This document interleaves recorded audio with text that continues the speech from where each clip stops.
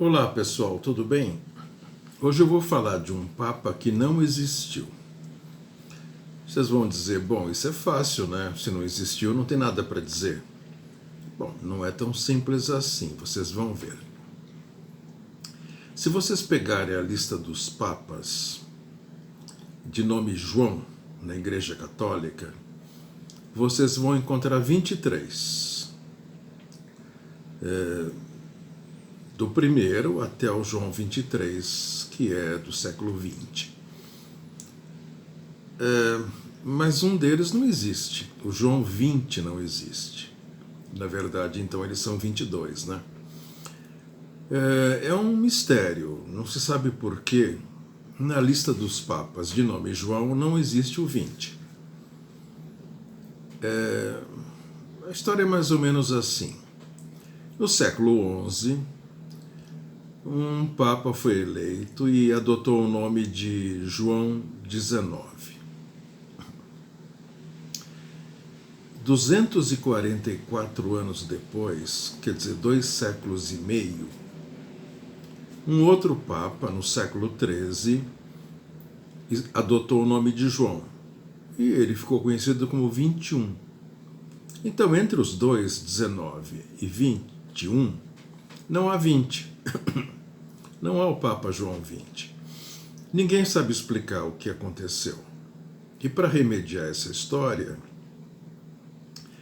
teria que ser feito o seguinte, né? Recuar todos aqueles que vieram depois do João 19. Então, o João 21 ficaria 20 e assim por diante. Coisa que não vai ser feita, evidentemente. E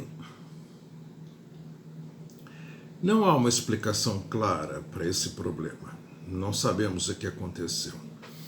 Agora, é interessante que o João 21, que foi eleito então no século XIII, dando continuidade à sequência dos papas com o nome João, é o único papa português. O único papa português da história é ele. Ele se chamava Pedro Julião, era de Lisboa e era um intelectual, é um papa intelectual. Ele estudou em Paris, depois deu aulas de medicina em Siena. Ele já era médico, digamos assim, de família, porque o pai dele era médico, né? Então ele seguiu a tradição do pai. E escreveu bastante. Escreveu um tratado de lógica e principalmente obras de medicina.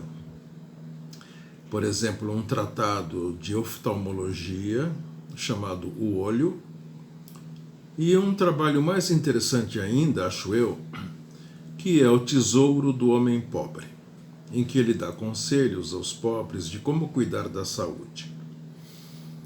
Esse Papa não foi muito feliz. Ele não chegou a completar 9 meses de pontificado. Ele mandou construir um estúdio.